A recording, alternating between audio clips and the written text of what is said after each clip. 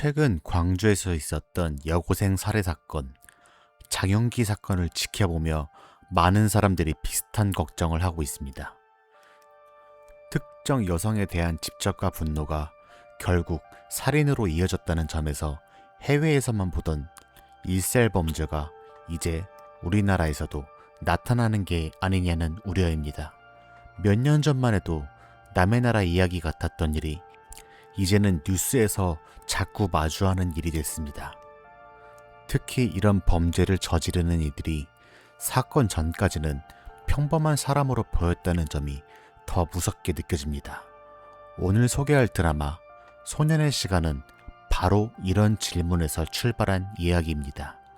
13살 소년이 왜 극단적인 선택을 하게 됐는지, 그 배경에는 무엇이 있었는지. 이 드라마는 사건 자체보다 그 과정을 아주 가까이서 담담하게 따라갑니다. 지금 우리 주변에서도 일어날 수 있는 일이라 생각하면서 1화부터 함께 가보시죠. 이 드라마는 공개되자마자 전 세계에서 큰 화제를 모았습니다.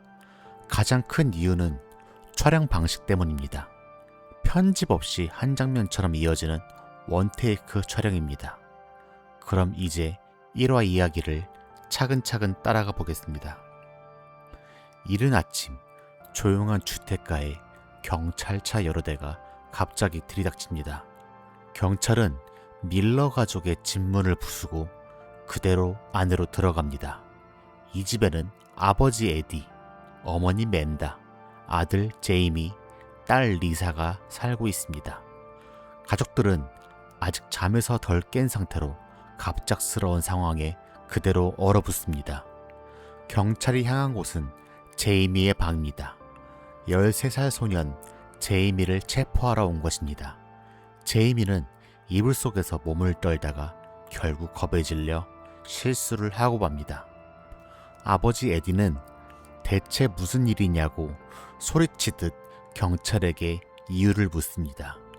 하지만 경찰은 아무런 설명 없이 제이미를 그대로 데리고 나갑니다. 제이미는 수갑을 찬 채 끌려나가고 동네 사람들은 그 모습을 지켜봅니다. 집 앞은 순식간에 소란스러워지고 누군가는 휴대폰으로 이 장면을 찍습니다.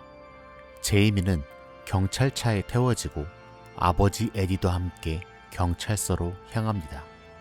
경찰서에 도착한 제이미는 가장 먼저 소지품 검사를 받습니다. 담당 형사는 루크 베스컴 경위입니다. 침착하지만 단호한 태도로 절차를 진행합니다. 제이미는 아직 미성년자이기 때문에 보호자 없이는 조사를 받을 수 없습니다. 결국 아버지 에디가 그 보호자 역할을 맡게 됩니다. 경찰은 이 사건이 살인사건이라고 분명하게 밀러 가족에게 알립니다. 피해자는 제이미와 같은 학교에 다니는 여학생 케이티라는 이름의 아이입니다. 케이티는 주차장에서 흉기에 찔려 그 자리에서 숨을 거뒀다고 전해집니다. 에디는 이 말을 듣고 크게 흔들리며 아들이 그럴 리 없다고 되뇌입니다. 제이미 역시 계속해서 자신은 결백하다고 주장합니다. 하지만 경찰의 절차는 멈추지 않고 지문 채취와 사진 촬영이 이어집니다. 이어지는 것은 신체 수색 절차이고 제이미는 옷을 벗고 검사를 받아야 합니다. 이 순간 제이미는 처음으로 참았던 눈물을 터뜨립니다. 에디는 그 모습을 옆에서 지켜보며 아무것도 해줄 수 없어 괴로워합니다. 절차가 모두 끝난 뒤 제이미는 좁은 유치장에 홀로 남겨집니다. 그 시각 경찰서 밖에서는 어머니와 딸이 초조하게 소식을 기다립니다. 두 사람은 아무 정보도 얻지 못한 채 불안한 시간을 견디고 있습니다. 잠시 후 본격적인 신문이 시작되고 제이미와 에디, 형사들이 한자리에 앉습니다.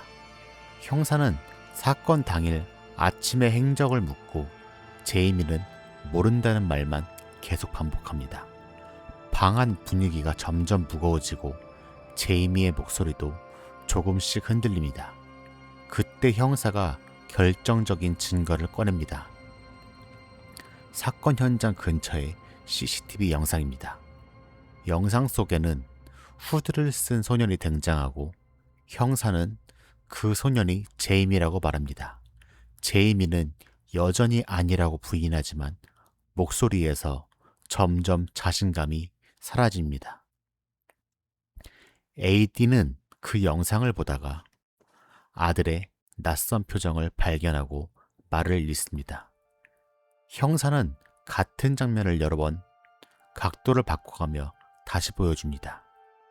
결국 형사는 제이미에게 영상 속 인물이 본인이 맞느냐고 직접 묻습니다.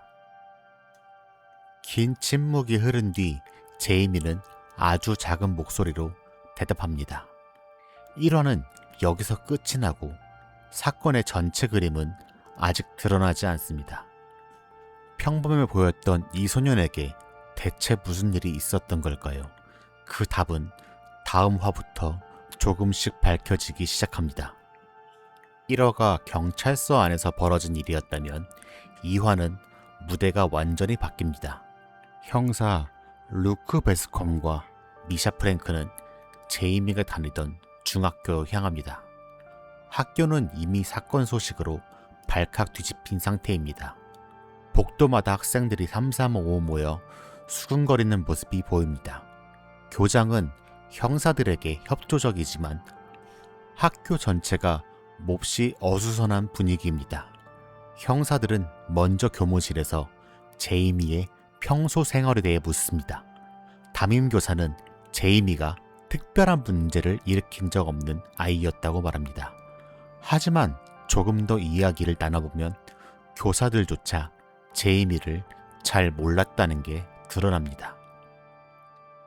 수업 시간과 쉬는 시간이 어수선하게 뒤섞이고 학교라는 공간 자체가 통제되지 않는 느낌을 줍니다. 형사들은 이어서 교실을 돌며 학생들을 하나씩 만나기 시작합니다. 그런데 아이들의 반응이 뭔가 이상합니다. 질문에 순순히 답하지 않고 자꾸 서로 눈치를 봅니다. 몇몇 아이들은 웃음을 참거나 알 수 없는 표정을 짓기도 합니다. 이 과정에서 뜻밖의 인물이 등장합니다. 바로 루크 형사의 아들 아담입니다. 아담도 같은 학교에 다니고 있지만 복도에서 마주쳐도 아버지를 애써 피합니다. 두 사람 사이가 꽤 서먹하다는 것이 짧은 장면만으로도 느껴집니다. 형사들은 피해자 KT의 친구들을 만나 평소 두 사람의 관계에 대해 묻기 시작합니다. 친구들은 처음엔 별일 아니었다는 듯 조심스럽게 말을 아낍니다. 계속된 질문 끝에 조금씩 다른 이야기들이 흘러나오기 시작합니다. 그러다 KT의 SNS 계정에서 이상한 흔적을 하나 발견합니다. 제이미가 남긴 댓글에 낯선 이모지들이 여러 개 섞여 있는 것입니다. 루크 형사는 이 이모지가 무슨 뜻인지 전혀 이해하지 못합니다. 동료 형사도 마찬가지로 그저 평범한 그림 문자로만 여깁니다. 두 사람은 화면을 몇 번이고 들여다보지만 답을 찾지 못한 채 시간만 흘러갑니다. 결국 루크는 답답한 마음에 아들 아담에게 그 의미를 물어보게 됩니다. 아담은 처음엔 대답을 망설이다가 조심스럽게 설명을 시작합니다. 그 이모지들은 온라인 남성 커뮤니티에서 암묵적으로 통하는 일종의 암호라고 합니다. 여성을 낮잡아 부르거나 특정 부류의 남성을 조롱할 때 쓰인다고 말합니다. 루크는 그 설명을 들으며 표정이 점점 굳어갑니다. 루크는 그제야 깨닫습니다. 아들이 살고 있는 온라인 세계를 자신은 전혀 몰랐다는 것을요. 이어서 KT가 그 댓글 때문에 제이미를 공개적으로 망신 준 정황도 함께 드러납니다. 형사들은 이 지점에서 사건의 또 다른 배경을 짐작하기 시작합니다. 단순한 우발적 범행이 아니라 그전부터 쌓여온 감정이 있었을지 모른다는 것입니다. 동시에 이 장면은 루크와 아담 부자 사이의 거리감도 함께 보여줍니다. 아들이 어떤 걸 보고 어떤 생각을 하며 자라는지 아버지는 거의 알지 못했던 겁니다. 학교 취재를 마치고 나오는 길, 루크는 아담에게 몇 마디 말을 건네보려 하지만 아담은 짧게 대답하고 서둘러 친구들 사이로 사라집니다. 학교를 나서는 형사들의 표정은 1화 때보다 오히려 더 무겁습니다. 이제는 범인을 찾는 문제가 아니라 더 큰 무언가를 마주한 느낌입니다. 2화는 이렇게 다음 질문을 남기며 끝이 납니다. 이 2화를 보고 있으면 왠지 남일 같지 않다는 생각이 듭니다. 우리 아이들이 스마트폰 안에서 어떤 세상을 보고 있는지 부모인 우리는 사실 거의 알지 못하고 있는지도 모릅니다. 1화와 2화가 사건 주변을 보여줬다면 3화는 완전히 다른 방식으로 다가옵니다. 개인적으로 이번 화가 전체 4편 중 가장 명장면이라고 생각합니다. 이번 화는 장소도 인물도 단둘로 좁혀집니다. 제이미와 심리상담사 단 2사람만 등장합니다. 상담사의 이름은 브라이언입니다. 사건 이후 제이미의 심리 상태를 평가하러 온 인물입니다. 시간이 흘러 제이미는 소년 보호시설에서 지내고 있습니다. 작은 상담실 안 2사람은 테이블을 사이에 두고 마주 앉습니다. 이 화 역시 처음부터 끝까지 편집 없이 한 공간에서 이어집니다. 카메라는 오직 2사람의 표정만 집요하게 따라갑니다. 배경음악도 거의 없이 숨소리와 말투만으로 긴장감을 만들어냅니다. 브라이언이는 가벼운 질문부터 시작합니다. 오늘 점심은 뭘 먹었는지, 기분은 어떤지 같은 것들입니다. 제이미는 처음엔 장난스럽게 응하며 분위기를 자기 쪽으로 끌고 가려 합니다. 농담을 던지고 웃어 보이며 평범한 13살 아이처럼 굴기도 합니다. 하지만 브라이언이는 서두르지 않고 차분하게 대화를 이어갑니다. 능숙하게 질문의 방향을 바꿔가며 제이미가 스스로 말하게 유도합니다.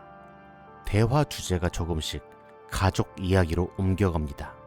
아버지 에디와의 관계, 그리고 자신을 바라보는 시선에 대한 이야기입니다. 제이미는 아버지에게 인정받고 싶었다는 속마음을 살짝 내비칩니다. 동시에 자신이 강한 사람으로 보이고 싶어 했다는 것도 드러납니다. 이 대목에서 제이미가 반복해서 쓰는 표현들이 그가 세상을 어떻게 바라보는지 짐작하게 만듭니다. 대화는 점점 KT 쪽으로 향합니다. 2사람이 어떤 사이였는지에 대한 질문입니다. 제이미는 처음엔 대수롭지 않다는 듯 아무 사이도 아니었다고 말합니다. 하지만 질문이 이어질수록 말투와 표정이 조금씩 달라지기 시작합니다. 제이미는 KT에게 호감이 있었지만 거절당했다는 사실을 인정합니다. 그리고 그 거절이 자신에게 큰 상처였다고 털어놓습니다. 이 지점부터 제이미의 태도가 눈에 띄게 날카로워집니다. 여자들이 자신 같은 남자를 무시한다는 생각을 드러내기 시작합니다. 이런 생각이 어디서 비롯됐는지도 짐작하게 만듭니다. 온라인에서 접한 특정 담론들이 제이미의 사고방식에 스며들어 있는 것입니다. 브라이언이가 조심스럽게 질문을 이어가자 제이미의 감정은 점점 격해집니다. 목소리가 커지고 말투에서 위협적인 느낌마저 묻어납니다. 앉은 자세와 몸의 방향까지 조금씩 상대를 압박하는 쪽으로 바뀝니다. 브라이언이는 흔들리지 않으려 애쓰지만 표정에서 두려움이 살짝 스칩니다. 그럼에도 자리를 피하지 않고 끝까지 질문을 이어가는 모습을 보여줍니다. 결국 제이미는 감정을 주체하지 못하고 자리에서 벌떡 일어나 소리를 지릅니다. 좁은 상담실 안에서 그 목소리가 더욱 크고 위협적으로 울립니다. 짧은 순간이지만 방 안 공기가 완전히 얼어붙습니다. 잠시 후 제이미는 다시 자리에 앉아 언제 그랬냐는 듯 태연해집니다. 방금 전의 격렬함은 사라지고 다시 어린아이 같은 얼굴로 돌아옵니다. 이 급격한 감정 변화가 오히려 더 섬뜩하게 다가옵니다. 상담이 끝나고 브라이언이는 혼자 남아 깊은 한숨을 내쉽니다. 그 표정 안에는 복잡한 감정이 뒤섞여 있습니다. 사마는 이렇게 말로 다 설명되지 않는 여운을 남기며 끝이 납니다. 이 사마가 유독 힘든 이유는 액션도 반전도 없이 오직 대화만으로 채워졌기 때문입니다. 두 사람의 표정과 침묵, 그리고 말투의 미세한 변화만으로 감정을 전달합니다. 보는 내내 마음이 불편하지만 눈을 뗄 수 없는 이상한 몰입감이 있습니다. 이 제이미 역을 맡은 배우의 연기가 이 화에서 가장 크게 화제가 됐습니다. 한 소년 안에 있는 여러 얼굴을 순간순간 오가며 보여주기 때문입니다. 귀엽고 어린 모습과 갑자기 드러나는 날카로운 분노가 한 사람 안에 공존합니다. 이 드라마가 계속 던지는 질문도 결국 이 지점으로 모입니다. 한 아이가 어떻게 이런 감정을 품게 됐는가 하는 것입니다. 가정에서도 학교에서도 누구도 이 신호를 알아채지 못했습니다. 개인적으로는 이 40분 남짓한 대화 장면이 드라마 전체를 통틀어 가장 강렬한 순간이라고 생각합니다. 사건도 액션도 없이 오직 두 사람의 대화만으로 이 정도의 긴장감을 만든다는 게 놀랍습니다. 3화를 보고 나면 1화와 2화가 다시 다르게 보이기 시작합니다. 넷플릭스 드라마 소년의 시간 마지막으로 4화 이야기를 해보겠습니다.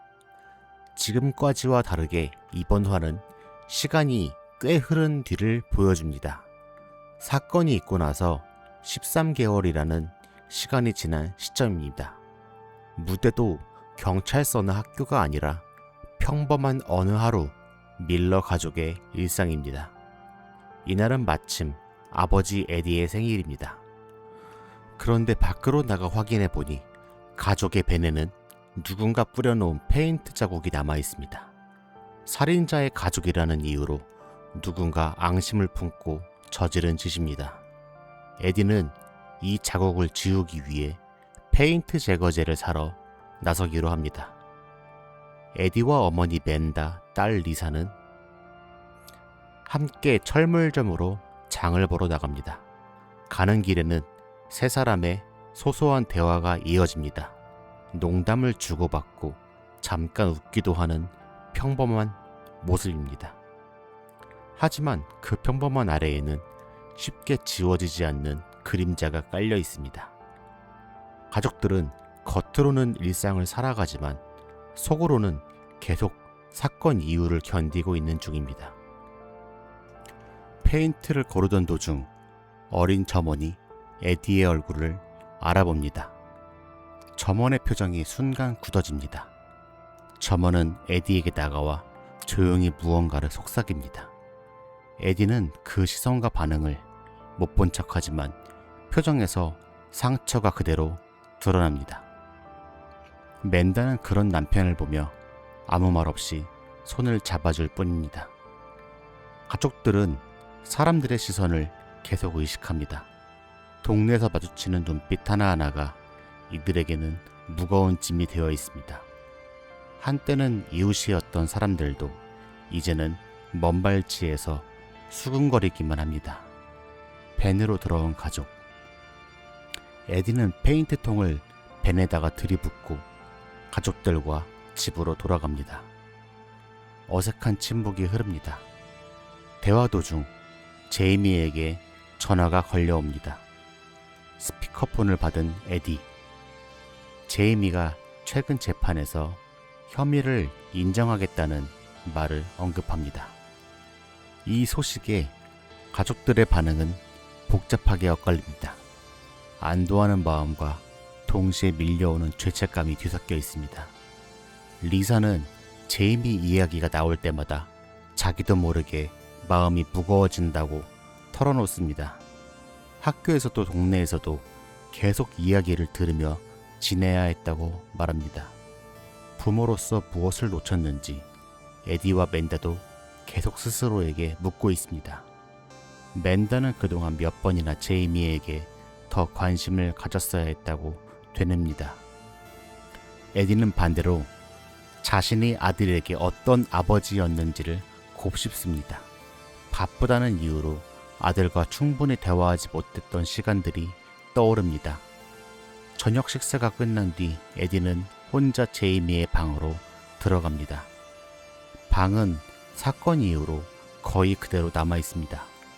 책상 위에는 게임기와 노트가 정리되지 않은 채 그대로 놓여 있습니다. 에디는 아들이 아끼던 인형을 가만히 정리하기 시작합니다. 그러다 결국 참았던 감정이 터져나옵니다. 에디는 인형을 향해 마치 아들에게 말하듯 속마음을 꺼냅니다. 미안하다는 말과 좋은 아버지였는지 스스로에게 던지는 질문이 뒤섞입니다. 한참을 그렇게 있던 에디는 결국 침대에 얼굴을 붓고 오열합니다. 문 밖에서 그 모습을 지켜보던 맨다도 차마 들어가지 못하고 조용히 눈물을 훔칩니다. 이 장면이 드라마 전체의 마지막 장면입니다. 4화는 이렇게 정답 없는 질문만 남긴 채 조용히 끝이 납니다. 소년의 시간은 누구의 잘못이라고 손가락질하지 않습니다. 대신 우리 모두에게 같은 질문을 되돌려줍니다. 아이가 자라는 동안 우리는 무엇을 보고 있었는가 하는 질문입니다. 4화까지 다 보고 나면 왜 이 드라마가 그렇게 화제였는지 이해가 됩니다. 가해자를 그저 나쁜 아이로 그리지 않고 평범한 가정, 평범한 학교에서도 이런 일이 생길 수 있다는 걸 보여주기 때문입니다. 특히 부모 입장에서 보면 더 깊이 와닿는 지점이 많습니다. 아이의 스마트폰 안에서 어떤 대화와 문화가 오가는지 우리는 사실 거의 알지 못한 채 지나치고 있는지도 모릅니다.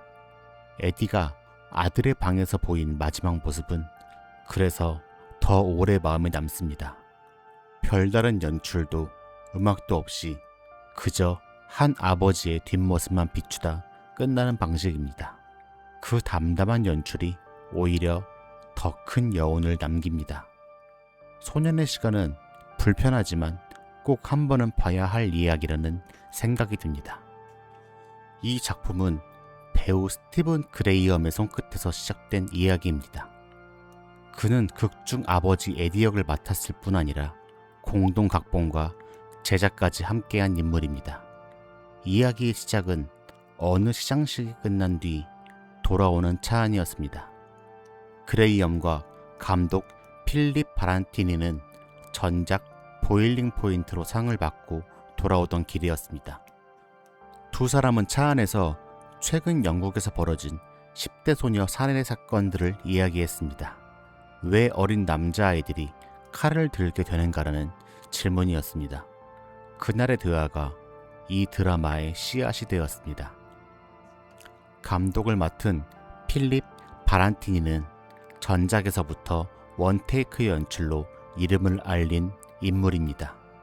이번에도 그는 각 회차를 끊지 않고 통째로 찍는 방식을 택했습니다. 가장 큰 숙제는 주인공 에이미 역을 누구에게 맡기느냐였습니다.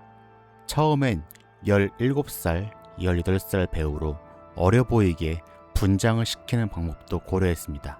하지만 그런 배우들은 몸이 이미 성인처럼 자라있어 위화감이 있었습니다. 결국 진짜 13살 아이가 필요하다는 결론에 이르렀습니다. 오디션에는 500명이 넘는 아이들이 지원했습니다. 그중 연기 경험이 전혀 없던 오웬 쿠퍼라는 소년이 첫날부터 눈에 띄었습니다. 다른 아이들은 대본을 펼쳐들고 있을 때 오웬은 이미 대사를 통째로 외운 채 나타났습니다. 감독은 그 모습에 이 아이라면 해낼 수 있겠다는 확신이 들었다고 말합니다. 두 사람이 가장 먼저 찍은 장면은 공교롭게도 가장 어려운 3화였습니다. 거의 1시간을 오웬과 상담사 역할 배우 단둘이 끌고 가야 하는 장면입니다. 감독은 오웬을 감정의 끝까지 밀어붙였습니다. 그 과정에서 오웬은 실제로 감정이 북받쳐 눈물을 쏟기도 했습니다. 촬영이 끝난 뒤 감독은 오웬을 따로 불러 다독여 주었다고 합니다. 지금 느낀 감정은 진짜가 아니라 연기일 뿐이라고, 너는 정말 특별한 나이라고 말해주었습니다. 한편 아버지 역의 그레이엄은 극중 아들의 방을 정리하며 홀로 오열하는 장면을 찍었습니다. 그저 한 아버지의 뒷모습만 담아낸 장면이었습니다. 이 담담한 연출이 오히려 시청자들에게 가장 오래 남는 여운이 되었습니다. 촬영이 끝난 뒤 이 드라마는 예상을 뛰어넘는 반응을 얻었습니다. 영국 총리까지 나서서 학교에서 상영하자는 이야기가 나올 정도였습니다. 그리고 데뷔작 하나로 오웬 쿠퍼는 에미상과 골든 글러브를 비롯한 주요 상을 휩쓸었습니다. 연기 경험이 전혀 없던 소년이 단숨에 세계가 주목하는 배우가 된 셈입니다. 소년의 시간은 그렇게 우연한 대화 한 번에서 시작해 하나의 사건이 된 작품입니다. 끝까지 함께 해주셔서 감사합니다. 이 드라마가 던지는 질문은 쉽게 지나칠 수 없는 무거운 울림이 있었습니다. 다음에도 이렇게 곱씹어볼 만한 이야기로 찾아오겠습니다. 혹시 오늘 이야기가 마음에 와 닿으셨다면 좋아요 한번 눌러주시면 큰 힘이 됩니다. 그리고 다음 이야기도 놓치지 않고 보고 싶으시다면 구독 부탁드립니다. 여러분의 작은 관심 하나하나가 다음 영상을 준비하는데 큰 동기가 됩니다.